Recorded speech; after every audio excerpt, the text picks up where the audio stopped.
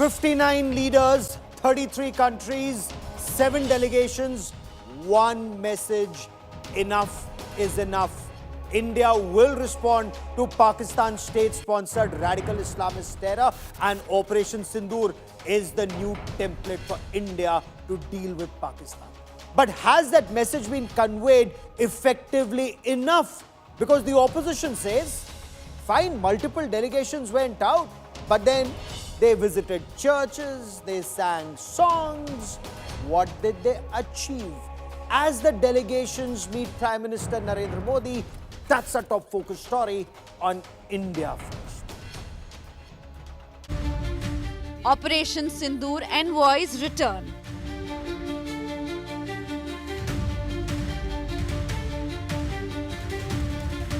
Homecoming after high-stakes mission.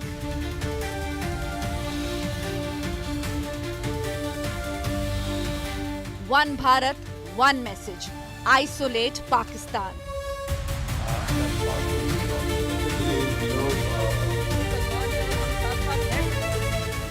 Global anti-terror push successful.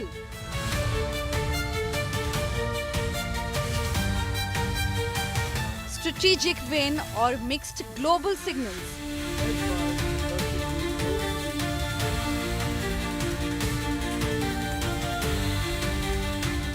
India's diplomatic blitz decoded on India First. India stands together in the war on Pakistan's state-sponsored terror. Now, amongst the most emphatic voices exposing Pakistan were those of opposition leaders. For example, Dr. Shashi Tharoor of the Congress, or Barrister Asaduddin Owaisi of the AIMIM. But is there merit to the opposition saying that this approach should have been result-oriented? What was actually achieved by this delegation? Has Pakistan been put on the Financial Action Task Force grey list? Or has India moved forward or succeeded in isolating Pakistan? We do a SWAT analysis. I'm Gaurav Sawant. As always, let's get started with the headlines on India First. Prime Minister Narendra Modi meets delegates who took India's Operation Sindoor message to the world. The Prime Minister to be briefed on India's global outreach against Pak state terror.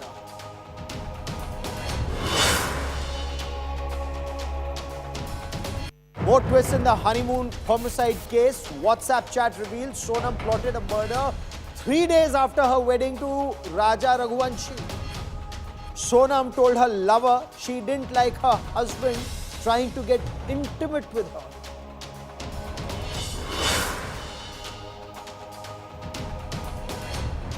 Will Karnataka's Deputy Chief Minister face punishment? Sources say DK Shivkumar may lose key portfolios as Congress High Command is unhappy with him. Karnataka Home Minister Parmeshwara in the line of fire too.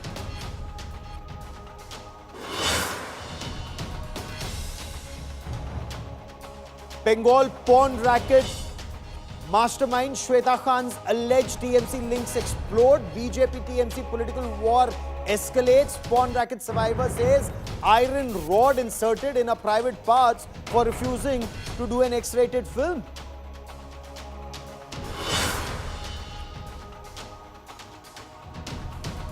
Masked looters in the United States raid an Apple store amidst the immigration protests in Los Angeles. Looting follows the 4th day of anti-ICE protests. US President deploys 700 US Marines in Los Angeles.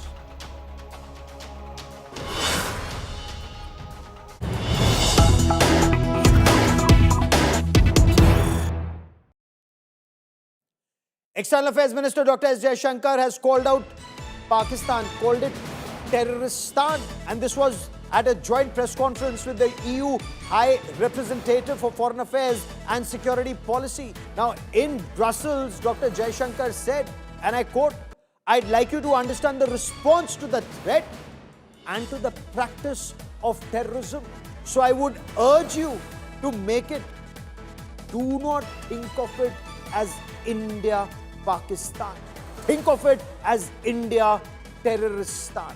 Remember, during Operation Sindoor, the EU High Representative on Security posted a message on social media platform X saying, "I urge both sides to show restraint and pursue dialogue to ease the situation. Escalation helps no one." The statement of hers was slammed for showing double standards and comparing a victim of terror with a state sponsor of radical Islamist terror. Listen in to Dr. S. Jaishankar, the External Affairs Minister. I'll get you more on the story. I'd like you to understand, this is not a conflict between two states per se.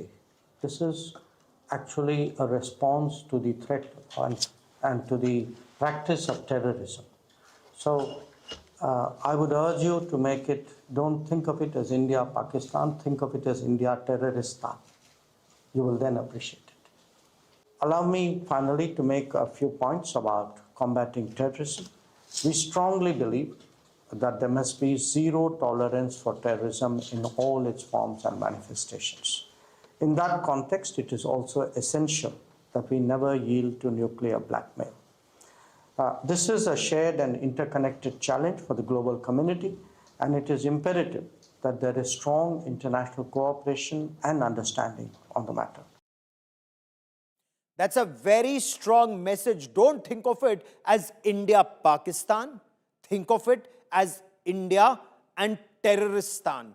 Now, the moment you understand that it's Terroristan, it's a state sponsor of radical Islamist terror, like we've been continuously telling you on India Today, you will understand the challenges that India faces. So a victim of terror and a state sponsor of radical Islamist terror, they cannot be compared at all, ever. Prime Minister Narendra Modi is currently meeting those 59 leaders who traveled across 33 countries as part of India's diplomatic outreach following Operation Sindoor. Now, India's Operation Sindoor envoys, and India Today has spoken to several of these envoys, they said they had one mission: to expose Pakistan globally as a terror state. Did they succeed in their mission?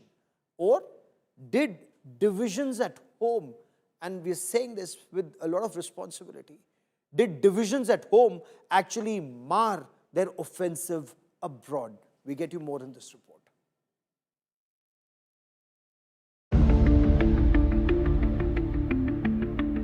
The series of high-level delegations that were dispatched to key global capitals to project India's diplomatic muscle post the daring Operation Sindoor are back. Top Indian lawmakers, including from the opposition and diplomats, fanned out across the world with one message: India has the right, the resolve and the reason. Very pleased with the way in which the 5 countries we went to received us. We thought we had good results everywhere, high quality meetings, presidents, prime ministers, vice presidents, very senior interlocutors everywhere. In fact, many of the people we spoke to specifically expressed respect for the restraint we had shown in our reaction. So I would say that we have come out of this extremely well. We didn't go to seek anyone's approval, but we went there to let people be aware of our new doctrine and of our position, and received an overwhelming response that every country said, we support India's fight against terrorism. We understand that when you're fighting terrorism, extremism in Pakistan, you're not just doing a favor to India and the region, but to the world as a whole. So it was very encouraging. The global outreach campaign was to demonstrate India's strong resolve to combat terrorism emanating from Pakistan. हमारा लक्ष्य था कि पाकिस्तान को एक आतंकवादी राष्ट्र दुनिया में प्रस्तुत करना, उस लक्ष्य को हम लेके चले थे और उस लक्ष्य में मुझे लगता है कि कामयाबी मिली। हमने उन लोगों को एक विशेष रूप बताया कि Pakistan is not only A state in denial, लेकिन पाकिस्तान में मिलिट्री टेररिस्ट नेक्सस जो है, ये बहुत बड़ा डेडली एक्सप्लोसिव कॉम्बिनेशन बना है। Pakistan is in the grip of A military general nexus whose dirty jobs is done by the terrorists and the training camps. But at home, not everyone is impressed. The Congress alleges that the Modi government used the delegations to whitewash uncomfortable questions, both abroad and at home. The party is also demanding a special parliament session on Operation Sindoor. Foreign policy cannot be decided by all-party delegations. What has been undone in the last 11 years cannot be done by a multi-party delegation. What is more serious and needs to be addressed immediately is all that we have lost in the last 11 years thanks to the failed foreign policy of a government which is led by a coward. As India pushes its narrative on global stage, the domestic battlefield of politics is no less intense. Will the diplomacy win international trust or just political points back home? Bureau Report, India Today.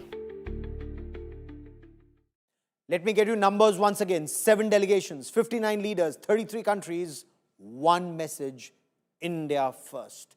India united against Pakistan's state-sponsored radical Islamist terror.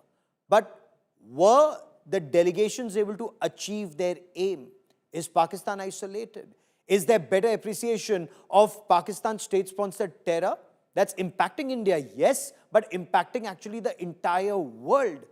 Is that message getting across? Or did the visit lack concrete, result-oriented approach, as some analysts argue? Joining me on India First is Sushant Sareen, Senior Fellow at the Observer Research Foundation. Ambassador Ashok Sajjanhar will give us a diplomatic perspective on this. Sanju Verma represents the Bharatiya Janata Party, is the national spokesperson of the BJP. And Arshpreet Kadyal is the national spokesperson of the Congress Party. And Sanju Verma, let me begin by asking you. Respond to Congress Party's criticism, madam, that the 7 delegations went globe-trotting, achieved nothing tangible, no concrete result. They visited churches, they sang songs, but what tangible result did they achieve? You know, Gaurav, I would first like to respond to that statement by Pawan Khera, which you showed at the very start, where he says that our foreign policy has failed and is led by a coward. You know, so let me just say that Pawan Khera is a blabbering idiot who does not even understand the basic nuances of military protocol or foreign policy, and the Modi government is not interested in getting certificates on how it should manage international affairs from a Tapasvi Khera who's desperate to get a Rajya Sabha at any cost. Now let me come to the Fair enough. Ma'am, my only request to you is, one, no personal attacks. My request is, and if we could just keep the language which is acceptable on television, that's my only request. Of course, Mr. Kadyal will respond to you at a political level, but just as the anchor of the show, go ahead, ma'am. Thank you. Gaurav, I'm not interested in a tutu meme. You have a very august panel. You understand foreign policy better than most of us. But I will not give a free pass to somebody from the Congress Party who abuses the Prime Minister day in and day out. And if you played that bite where he's calling the Prime Minister coward as the national spokesperson of BJP, it is incumbent upon me to give a response. But now let me come to the moot point, Gaurav. Gaurav, let us be very clear about one thing. The big daddy, you know, and I'm not going to be mincing my words, is the United States of America. Now, Shashi Tharoor and his delegation and Bilawal Bhutto Zardari happened to be in the United States of America at the same time, meeting virtually the same set of people. And this should tell you how India has succeeded and Pakistan has been completely rejected by the powers that be. Apart from meeting J.D. Vance, the Vice President of the United States of America, Shashi Tharoor and team met the Deputy Secretary of State, Christopher Lando, and the US State Department spokesperson, Tammy Bruce. Very quickly, in 10 seconds, I'll tell you what Christopher Lando said. I reaffirm that the US stands strong with India in the fight against terrorism.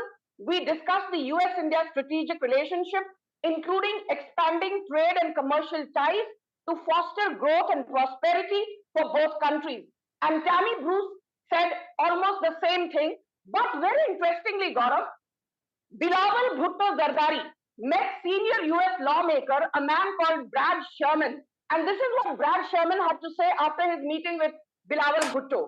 I emphasize to the Pakistani delegation led by Mr. Bhutto the importance of combating terrorism and in particular the group Jaish-e-Mohammed who murdered my constituent Daniel Pearl way back in 2002. So basically Pakistan was told in no uncertain terms that they should stop harboring terrorists, be it a Jaish-e-Mohammed, be it a Hizbul Mujahideen, be it a Lashkar-e-Toiba, what have you.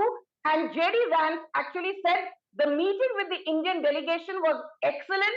We understand the outrage after Pahalgam, but we also appreciate the restrained response by the Indian government. So I think it's an excellent all-party delegation that went to 33 Okay. countries and met up with the powers that be. And if the Congress fails to see any merit in it, good luck to them.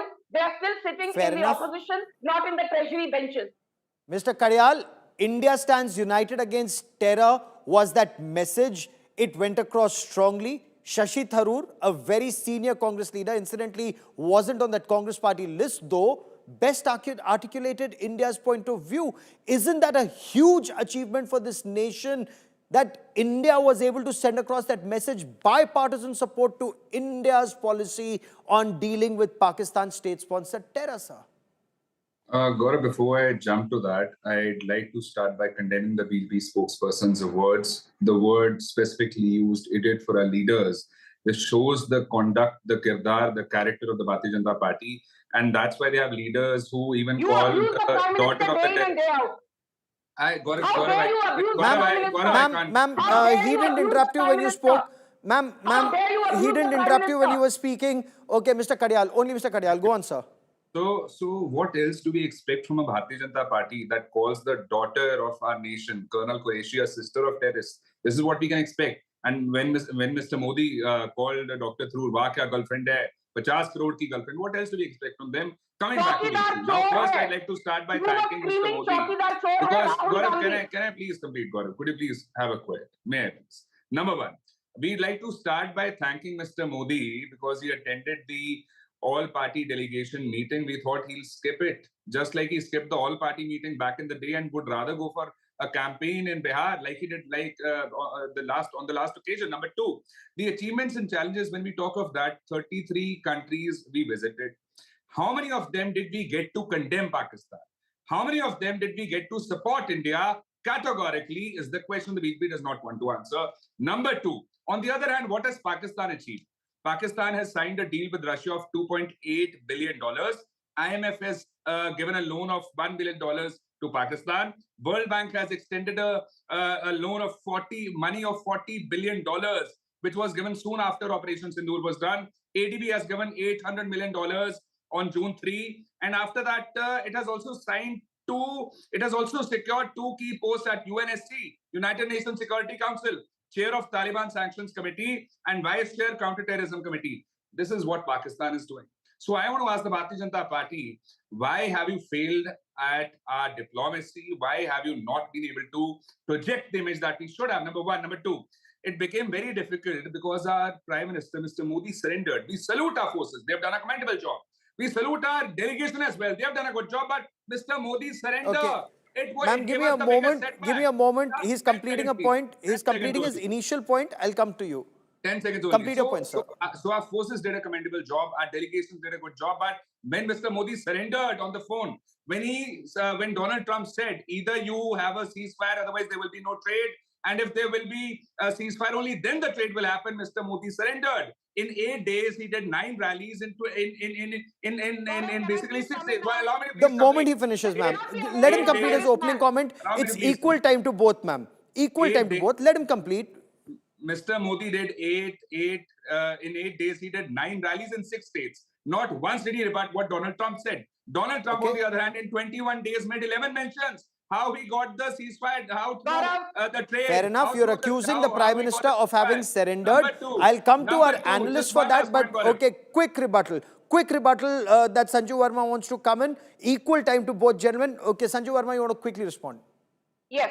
Gaurav, I will tell you, when our foreign policy completely surrendered, this happened when, despite winning the 1971 war, Indira Gandhi surrendered the gains of war at the negotiating table in 1972. Do not question our forces. Now, please shut up. Do not question our forces. I need my time. You did not allow me to interject. You did not allow me to interject. Can I have my time? Can I have my time, Gaurav? Okay, Mr. Karyal, let her please complete her point. Let her please complete her point. Go on, ma'am. Yes. So, Gaurav, Indira Gandhi could not get back 54 Indian POWs who were left to languish and rot in Pakistan, but she handed on a golden platter 93,000 Pakistani Okay, sir, now you're... Sir, only Sanju Verma. Only Sanju Verma. Gaurav, this is not fair. Can I finish? Yes, ma'am. Yes. Gaurav, the other very interesting thing, and you have also, tweeted about it on X, and, borrowing from what you said, let's not forget the 2008 Mumbai 26/11 terror attack still continues to haunt people like me who are Mumbaikars. 166 innocent lives were lost, and barely within 2 years of the 2008 Mumbai terror attack, what did the Congress party do? It gave a $25 million loan to Pakistan. That is called surrender. And I'll tell you what surrender is. Surrender is when Nehru gave away 38,000 square kilometers of Aksai Chin to the Chinese, saying not a blade of grass grows there. Okay. That is called surrender. And I'll tell you what surrender is. Surrender is when Jairam Ramesh says that we had actually inducted Brahmos into the Indian Army in 2005. So pray tell me, if you had it in 2005, what stopped you from not using Brahmos in 2008 to avenge what happened by way of the Mumbai terror attack? That's a pertinent point which I expect perhaps Mr. Kadyal would respond to. Gaurav, my final point. Please, thank you. Number one, I want to tell One by one. I also want to bring in, okay, just give me 30 seconds. I want to bring in Sushant Sareen. Both of you have made very pertinent points. I have to bring in Sushant Sareen and Ambassador Sajjan Har. Hold on. Sushant Sareen, is there merit in the Congress criticism? No country or hardly any country denounced Pakistan. There was also that point being made. Kuwait lifted a 19-year-old visa restriction on Pakistan. The delegation met diaspora, embassy staff and perhaps junior officials. Sushant Sareen? Gaurav, frankly speaking, I don't see any merit in the argument. Now, the argument also depends on what these delegations went for. And I think it was very clear the delegations did not go and India is not seeking anybody's approval. India just went out there to explain its own point of view, and diplomacy is not, there is no silver bullet in diplomacy. In diplomacy, you have to start engaging, you have to start explaining, and you have to keep, battering your head against walls to break them so that you get your way through. And I think the delegations which went, from that point of view, pretty much achieved the objective. They managed to engage with a cross-section of people, leadership in different countries, and explain India's point of view. That is what was expected of them. That is what they did. But I think it's important to clarify a couple of things. Number one, I really don't know where Mr. Arshpreet is getting this thing about the Russians have signed a 2.4 or 8 or whatever $billion deal with the Pakistanis. I would, because I'm a Pakistan watcher, I wish he would tell me what exactly is this project that they are signed, because there is no such thing. There has been a lot of talk that the Russians will build some pipeline, maybe they will build a steel plant, etc., etc. Those are commercial transactions which have been spoken about for almost 15 years now. And one of the reasons why President Putin has not bothered to go to Pakistan even once during this entire period is because the Pakistanis sign on something, they enter into a MOU, and then they renege because they simply don't have the money. On the IMF thing, again, this is completely mindless that IMF has approved a loan. IMF does not stop loans or approve loans on political grounds. It was an ongoing program. There was a second review which the Pakistanis had cleared weeks before anything happened in Pahalgam. So to say that, this is why it happened and we don't have the votes.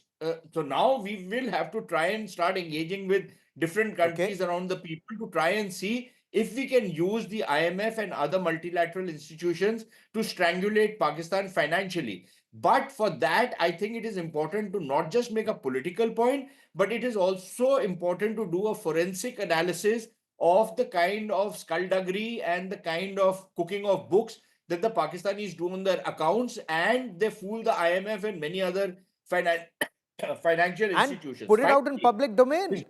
Also made a point on the UNSC. Now, it so happens Pakistanis are a member of the UNSC for the next 2 years. That's simply a matter of fact. And they were elected 2 years back. There's nothing anybody can do about it.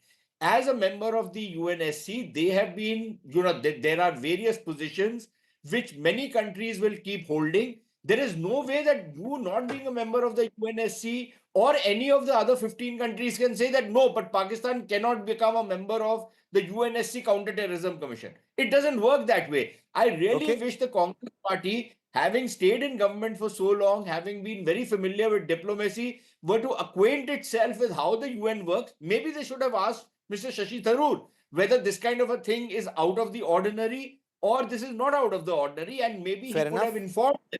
But they are so busy dissing their own man who has represented India, not BJP. He's not a BJP guy. In fact, people like Manish Tiwari, people like Shashi Tharoor, any number of other people, opposition guys, have gone and Salman said Khurshid, for we example. have problems with each other domestically, Yes. but that's domestic politics. When we go out and represent our country, we are all together. We all feel very strongly about Pakistani sponsored terrorism. I don't know why the Congress party is not against Pakistani sponsored terrorism. Why does it No, seem that I'll ask Arshdeep Kadial that question, because Sanju Verma has also raised a very pertinent point. creating Pakistan? Yeah, that's a huge thing. But Ambassador Sajjanhar, DMK's Kanimodi, for example, she sent across that message of unity in diversity, and that very strong message that India can no longer be blackmailed. India cannot be blackmailed. United against terror. Was that message, one, strongly sent across? Two, strongly received by the world? How would you see that as a diplomat, sir? Yeah, thank you very much, Gaurav, for having me. I think the biggest gain, or one of the big gains here, was that, India was able to project itself. These were multi-party delegations, from different political parties, from different states, representing different, having languages, different religions, all of them. And this was the unity and diversity that India was able to project, that when we are, we might have our politics back home, but when we are outside, the whole country is united to fight against terror, that is being spawned, that is being spewed by Pakistan. So I think that was a very, very strong message. The other was basically that India will do, India has been dealing with this terrorism for the last 40 years. It's enough what we have done to Pakistan.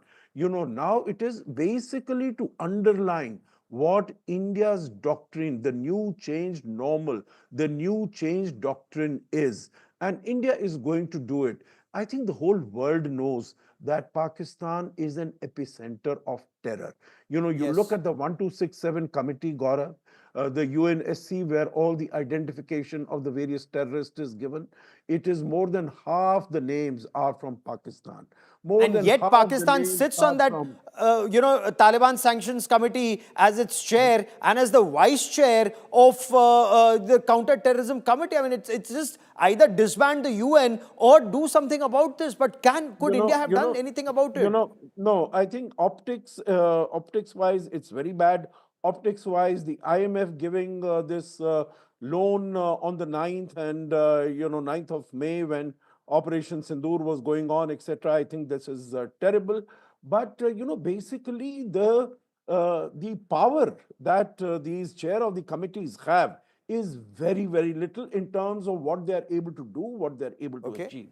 And let me tell you, Gaurav, that we have our friends on the UN Security Council, even amongst as far as the permanent members are Non-permanent concerned. You members. would remember, Yes. 2009, China had put a hold on Masood Azhar, that they Yes. would not designate him. It went on to 2014, they would not do it. Then we were able to get the United States and France together, and they Yes. held China that you have to explain, either you remove your technical hold or we are going to drag you to the full meeting of the UN Security Council and ask you to explain why you are putting this technical hold. So, we have people there.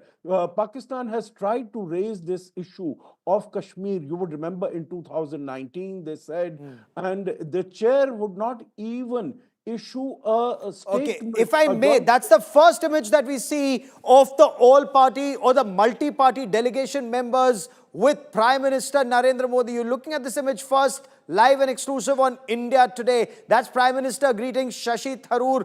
You also see Jay Panda in those images, and other prominent leaders, Anand Sharma in this image shaking hands with Prime Minister Narendra Modi.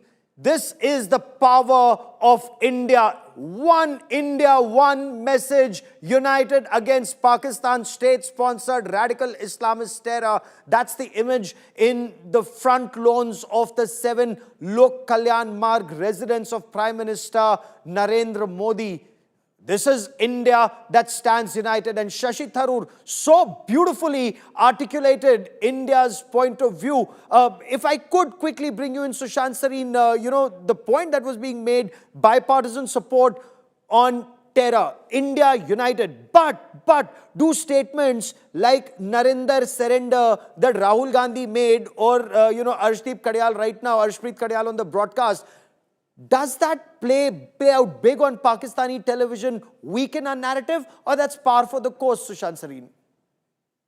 No, of course it does. The Pakistanis see the Congress party, and unfortunately, there was a time when they, when in 1980, for example, Mrs. Gandhi won the election and came back, and I can show you the newspapers of that time.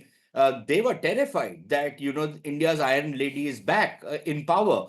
And the Congress party was seen as the biggest, problem as far as Pakistan is concerned. That was the time then Morarji Desai was making an ass of himself, by reaching out to Pakistan. Now, the point is that the same Congress party today is seen as Pakistan's best bet in India. There are any number of television programs which say that, look, the Congress party is the party which will deal with us the way they were dealing with us in the past, which was by turning the other cheek. They see the Congress party as making for a namby-pamby India, not protecting Indian interests. And I'm not saying this. This is the Pakistani perception of the Congress party. And the Congress party, everything which they are doing seems to be buttressing the point which the Pakistanis seem to have. This is not just the Pakistanis, many other players around the region think that the Congress party is the best bet to have an India with which they can play around with. This the Congress party has to start addressing. Now, I can understand, Gaurav, I'll just take half a minute more. I completely understand that the Congress party must oppose the government of the day. It's an opposition. But why could the Congress party, instead of dissing people like Manish Tiwari and Salman Khurshid and people like Mr. Tharoor, why couldn't the Congress party point fingers at the BJP and say that, look, when push comes to shove, they needed our people. We have the experience. We have the articulate guys who can go and represent India the best. The BJP does not have. Now, that ways you would have shown that you have national security credentials, and you would not have riled up a whole lot of other people who see you as acting as advocates of Pakistan. Unfortunate, but this is the perception. That's a perception. Arshpreet, would you want to respond to that? When you look at these images of Prime Minister Narendra Modi with Shashi Tharoor or with Anand Sharma, of course, leaders who are not on your initial list and not Shashi Tharoor specifically, he perhaps articulated India's case best. The BJP says the Congress chose family over nation.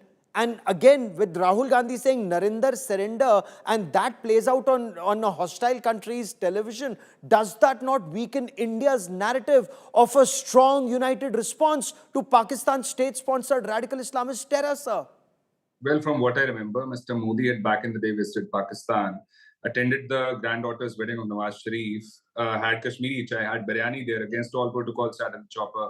We don't discuss that. Number two, today the main question was, we went to 33 countries. How many of them did we convince to condemn Pakistan? And the Bharatiya Janata Party has no answer to it. Therefore, it's trying to play the diversionary tactic like it always does. Number two, Mr. Modi's made the job difficult for our delegations. If he hadn't surrendered, if he had once debated what Donald Trump said, first up, why did US announce the ceasefire before us?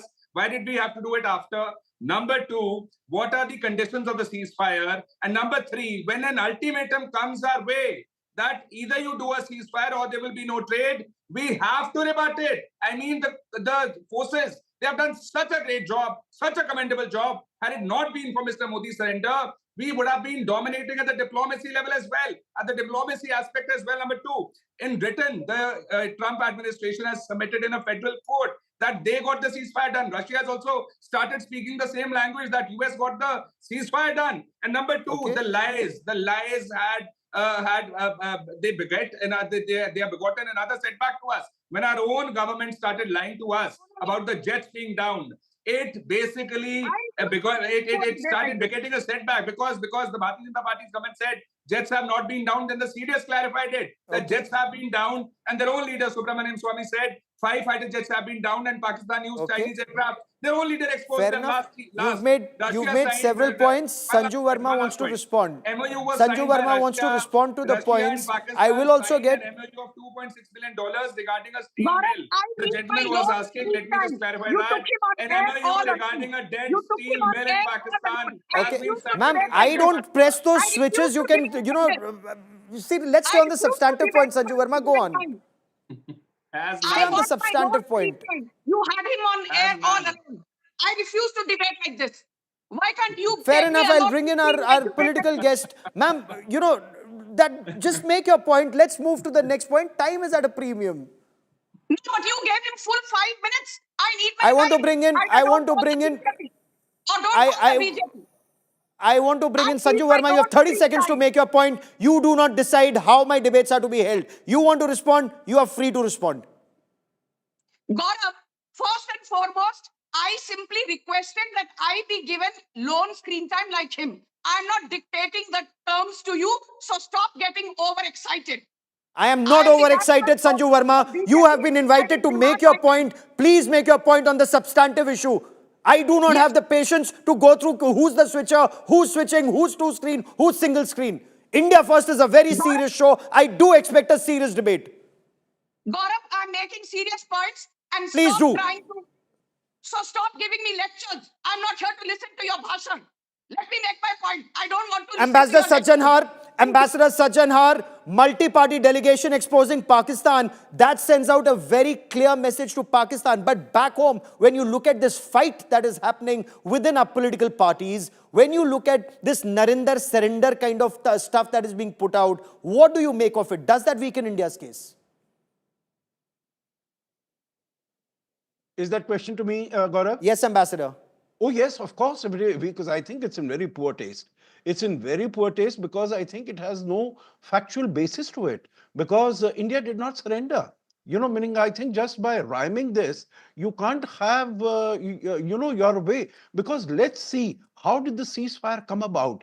The CDS and DGMO, they said very clearly that after the strikes on the 7th morning, he told Pakistan, DGMO, that this was retribution for 22nd April. We have done our job. We have hit the terrorists. We have not hit civilians. We have not hit government offices. We've not hit military establishments. We've done, as far as we are concerned, we are done with it. If you don't retaliate, we sort of, don't take any further action. In their own wisdom or lack of it, Pakistan decided to retaliate against us, so we retaliated against them. And when that they weakens came India's on their point, you're knees, saying. I yeah, want the Congress absolutely. Party spokesperson and their leaders to understand this. When you say Narinder surrender, you're weakening India's case when India, and I want all our viewers to understand this before I bring in Sanju Verma. I want our viewers to understand. I have been covering counter-terror operations for over 25 years. Please understand, we have never, ever hit Bahawalpur or Muridke. Sushant Sareen, you will bear me out. Pakistan, no, Mr. Kadial, you must hear me out. Pakistan has been bleeding us for decades. In 2010, India paid $25 million. $25 million of your money and mine. 2010, there was a Congress government in power. $25 million were paid to Pakistan. For what joy? For flood relief after 26/11. And sir, you are telling us today that we are a weak country. Sushant Sareen, before I bring in Sanju Verma, and I want Sanju Verma to respond on merits on the issue and not on the switching of the show. But Sushant Sareen, I want you to clarify, because you and I, Sushant, have had long discussions on 1993 Mumbai blasts. 257 people were killed. 26/11, 166 people were killed. All the galbaiyan that India-Pakistan was doing, all the cricket diplomacy that India and Pakistan was doing, all their people coming into our country, singing songs, making money, going back and abusing our country. And today when you're hitting Pakistan, we are saying we've surrendered. Sushant Sareen. So Gaurav, not just the attacks which took place in Mumbai, not just the terror attacks in rest of India, the 30,000 people who were killed in Punjab, the almost 50-60,000 people who have been killed in Kashmir by Pakistani terrorists. I think all of that we should have avenged this long time back. And you are just talking about Gaurav about hitting the terror camps. I was pleasantly surprised by the fact that we hit 11 air bases from Noor Khan and Rawalpindi, places which we have not even hit during wars. During all out wars, we've hit them, we've demolished their bases, we've hurt them like nothing else, right? So I think that is a massive achievement. But I need to make one clarification. Mr. Arshpreet needs to please look up once again. Peddling fake news on television is not on. An MOU is not a deal. MOUs are signed daily. MOUs of tens of billions of dollars can be signed. Please show me the money. Please show me where the Russians have invested a dime in Pakistan over the last 15 years. Please show me the money. And I can bet you can't, because this is complete fake news you guys have been spreading. Okay, Sanju Verma first, Arshpreet immediately after that, but Sanju Verma, strictly on merits, ma'am. Yes, strictly on merits. This is what I want to tell Gaurav. Apart from the fact that in 2010, Congress gave $25 million to Pakistan for flood relief, barely 2 years after the Mumbai terror attack, that shows who surrendered. Then again, let me tell you one more thing. In 2010, there was a man called Shahid Latif. The Congress government allowed him to walk away scot-free as a goodwill gesture. He was the mastermind of the Pathankot terror attack in 2016. He was killed in 2023, and the Congress leaders shed copious tears. I want to just say one thing to you, Gaurav. For the first time in 65 years, it took a man like Narendra Modi to put the Indus Water Treaty in abeyance. Why could the Congress not do it? In 2016, Gaurav, via the surgical strike, we crossed the LOC. In 2019, via the Balakot strike, we crossed the international border. But lo behold, Gaurav, in 2025, via Operation Sindoor, we did the unthinkable. We did not merely cross the LOC or the international border. We went beyond POK. We struck at the heart of Pakistan, as Sushant Sareen said, from Sialkot to Jacobabad to Rawalpindi to Pakistani Punjab to Noor Khan base.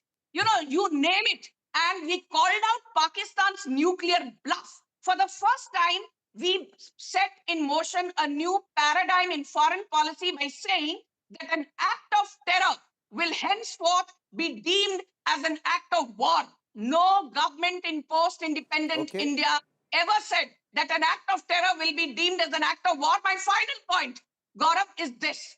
Today, India's GDP is 13 times more than Pakistan's. Our forex reserves are 69 times more than Pakistan's.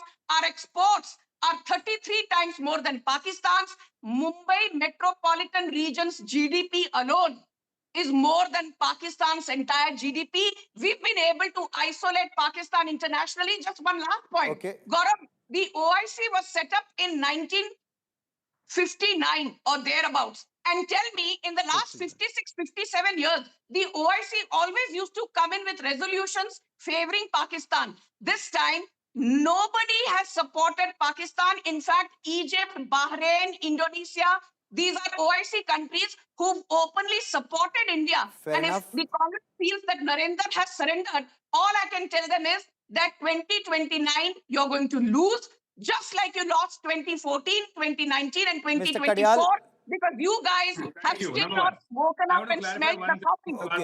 Mr. Kadyal wants to come and say, go on, sir. Thank you. So the Bharatiya Janata Party again could not help it but politicize the issue. They again brought it to 2029. They've exposed themselves that everything for them is about vote bank politics.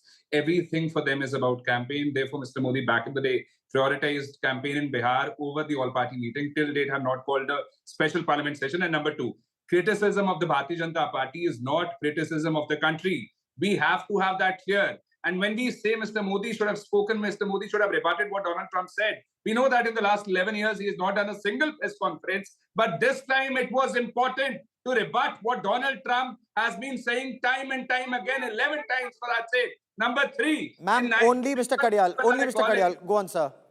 the country is recalling 1971 when we made Pakistan surrender. Country is recalling 1965 when our forces, when our army went to the doorstep of Lahore. And the people have been asking this question, the Bharatiya Janata Party, where are those 4 terrorists? Why have they still not been nabbed? And the people are asking this question to the Bharatiya Janata Party, why did you give the advance advice to Pakistan? You told them at the start of the operation where we are going to be striking. You put our army, our forces in harm's way. Why this meherbani? Why this help is what we want to know from the Bharatiya Janata Party. And they have still not expelled Vijay Shah, who abused the colonel, who abused the army of... Sir, that's a repeat point. Last word to Ambassador Ashok Sajanhar. Ambassador Sajanhar, did India surrender or set a new template in dealing with Pakistan's state-sponsored radical Islamist terror? I think India has done exceedingly well on every level. I think in terms of setting a new normal, sending out a very strong message, a new doctrine, that if Pakistan does this again, it will be punished very severely. You know, we've been moving up the ladder from Uri to Balakot to now. And I think the message has gone out very clearly to Pakistan that if it comes in again, it's going to feel the, the punch from India very strongly. That having been said, we need to keep our powder dry. We need to keep ourselves ready because Pakistan is going to come back again. You know, it's got a bloody nose this time. It will prepare itself well. We have to do that also as far as our defenses are concerned, as far as our intelligence is concerned, and as far as our economy is concerned. On all these 3 counts, I think we are doing exceedingly well, but we don't need to be complacent. And I don't Sushant Sareen, the last 30 seconds on this part, did we need to pay $25 million to Pakistan in 2010 after 26/11 Mumbai terror attacks when no action was taken against India-centric terror? We were playing cricket with them. We were getting their singers over into our country. We were getting their actors into our country. They were still bleeding us and we were paying them $25 million. Part of the 25 even if it was through the million UN. It was chicken feed. What we did for the Pakistanis under Dr. Manmohan Singh was even worse. We allowed the European Union to give the Pakistanis GSP Plus, which affected our exports and gave Pakistanis massive concessions, almost to the tune of over $1 billion a year over the last, 15 years now. This is the gift of the Congress party. The EU came to us. They needed our permission, they needed our nod because they would have been violating the WTO rules by giving this to Pakistan. And Dr. Manmohan Singh, in his own way, for whatever reason, maybe it's the same reason why the Congress party is now seen as a supporter of Pakistan, decided that he is going to let Pakistanis get away with this massive concession they were being given. So they have not given $25 million. They have given over $15 billion gifted to Pakistan, courtesy these concessions. Arshpreet, given 30 seconds, sir. Thank you. Yes, go on, sir. It wasn't our party's prime minister that was visiting Pakistan. Number 2, had we, successfully through diplomacy had we successfully exposed Pakistan through diplomacy, there would have been no memorandum of understanding signed with Russia. Between Pakistan and Russia vis-a-vis $2.6 billion. Number 2, the IMF loan, what do you have to talk about? Would you not talk of that? Would you not talk of World Bank? Would you not talk of ATP? We just did during the broadcast. We just did during the broadcast. But my only prayer as an Indian, my only prayer as an Indian to all our political leaders, we must, in a democracy, we must fight, yes, internally. But at least when you're facing an adversary as deceitful as Pakistan, please stand united because they will use these fissures, they will use this to bleed us again and we cannot afford that. To all my guests, many, many thanks for joining me. We will continue this debate in the days and weeks ahead. But do remember, Sharme, it's only in that bow and arrow, sir में ही बसती है दीप्ति विनय की, संधि वचन संपूज्य उसी का, जिसमें शक्ति विजय की. So we need that Shakti of Vijay at all times for the adversary to fear us. Many thanks for watching.